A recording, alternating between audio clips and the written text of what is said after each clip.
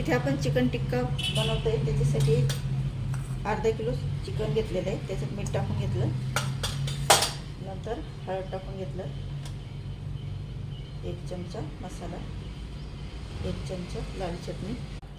इथे आपण लसूण, आलं, जिरं, कोथिंबीर हे वाटण करून घेतलेलं आहे, ते टाकून घेऊया 2 चमचे. नंतर इथे लिंबू पिळून घ्यायचं आहे आपल्याला, 1 लिंबू टाकून घ्यायचं आहे.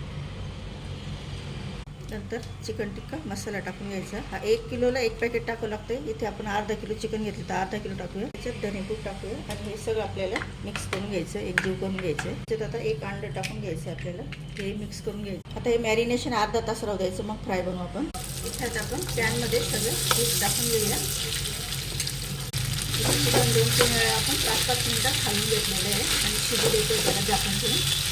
तर तुम्ही बघू शकता आपला चिकन टिक्का तयार झालेला आहे. पीठ आता सुटायला लागले आहे, अगदी झटपट बनवा.